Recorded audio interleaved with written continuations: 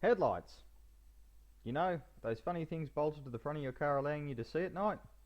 These days there are many aftermarket options available to upgrade your headlights. And in this episode, I'm going to go through and talk about legalities, what you can and cannot do with headlights in Australia, as per the Australian design rules. Please note, your state or territory may have legislation altering these requirements, but on a federal design level, these are the rules you must follow.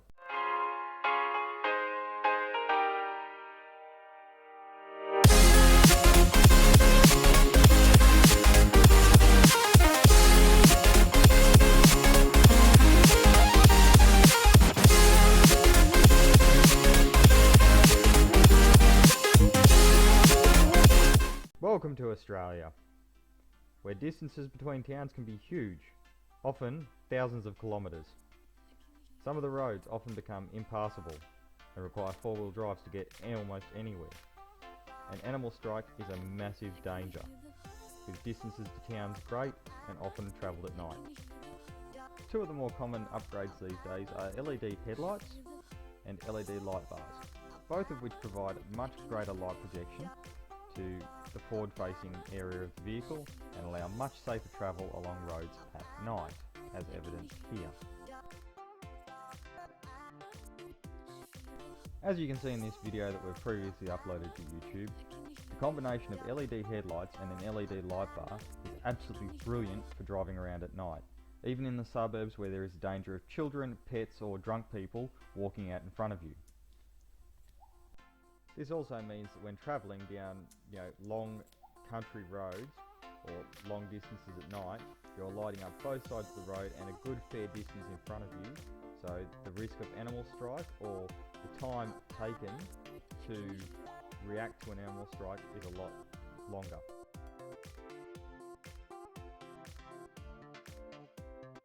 Okay, so when talking about headlights, you first need to think about the Australian design rules. For those of you that don't know what the Australian design rules are, they are a series of legislative rules which apply to all vehicles imported, made or sold in Australia. Now what this means for you is that when your vehicle was originally sold in Australia, it was compliant, it was manufactured and it hit the road in Australia, it had to comply with a certain set of rules. Now, long and short of it, of the Australian design rules is that any vehicle manufactured in Australia must continue to comply with the rules that were in effect when that vehicle was manufactured. This basically means that you cannot do any modifications to a vehicle that were not legal at the time. Now in regards to headlights, they come under ADR 13. I'll put a link to ADR 13 and the rest of the ADRs in the description below. Also, you have to think about what they call the Vehicle Standards Bulletins, or VSB 14 is the main one we'll be concerned about today. Now, in VSB 14 that covers what modifications to light and lightweight vehicles you can and cannot do. Now those are the two main pieces of legislation you have to abide by when doing any mods to a vehicle. Now as for headlights, this is where it gets interesting. There are actually three standards which can be applicable to lights, headlights, anything that you use on a car in regards to lighting and doing that sort of thing with your car. First off, the Australian design rules and the Australian standards.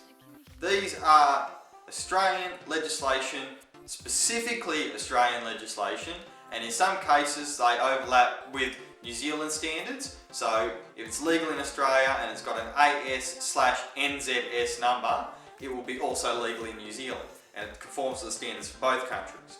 But for the Australian standards, for a product to meet Australian standards, it must be tested within Australia and comply with those standards by an agency allowed and legally obligated to test for stuff in Australia.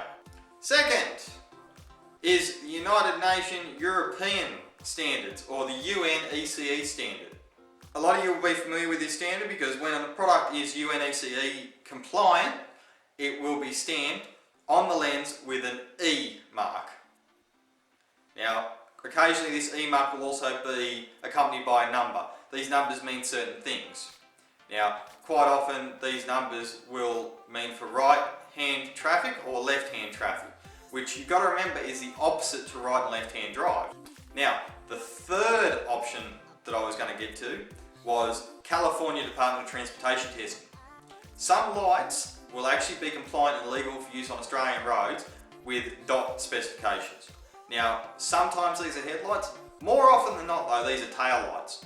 Now, there is a section under ADR 13 which allows for both UNECE and DOT lights to be compliant in Australia, provided they meet certain standards within those UNECE or Department of Transportation respective testing and requirements. Now, if it's compliant with one of those three, there's a good chance it can be used on your car. Now, you do have to check legislation, you do have to check the light. The manufacturer of your light should be able to give you the appropriate testing paperwork to show that the light is actually compliant for what you need it to do. I'd be very wary of a manufacturer that isn't willing to give you that paperwork. The other thing you've got to be aware of is your state legislation, what you can and cannot do in your state. The only way to find this out is to either check on their website, or if they've got a convoluted website, like for example the ACT government website, which is absolutely horrible to navigate around. You may have to contact your local road transport authority. Now, they are the best source of information for what you can and cannot do. Now, one of the easiest ways that I've found to find this sort of information out is to ring the pits. So for example, in Canberra it's Dixon, in South Australia it's Regency, places like that. You will ring them up, you say what you want to find out, and they'll give you yes or no over the phone. Another way is, this is also a really good one, you send them an email. I want to do this with my headlights, blah, blah, blah, blah, blah. If you can, include pictures, links to the product, manufacturer, manuals, all that sort of, the more information you can give them, the better it's going to be for you. So, long and short of it, I'll put the links in the description below. It is really hard to explain in a video exactly what you can and cannot do with headlights. But it is a very good question that I've seen been popping up, and a few people have asked me, is what can I not do with headlights? In short, you can do a hell of a lot, but you can't do a lot of things. Okay, so if you like the music that's playing in the background, you can click here and go to the SoundCloud for that artist. If you want to support 4WD DIY, you can check out our store right here. You can also buy t-shirts from TeePublic here, and if you want to talk with other people, you can also go and see the 4WD DIY forum here. Also, if you want to get involved in our Facebook community, see constant posts from us and stuff, you can see the Facebook here. Now, if you like what you're seeing and want to subscribe to the YouTube channel, get constant notifications, you can click there. Now, all these links are also provided in the description below. So you can check down there in the description below and find all the links for ADRs, VSBs, all the state and territory websites for your local legislative authority that controls all the operation of motor vehicles and rego and stuff. Stay safe and happy wheeling.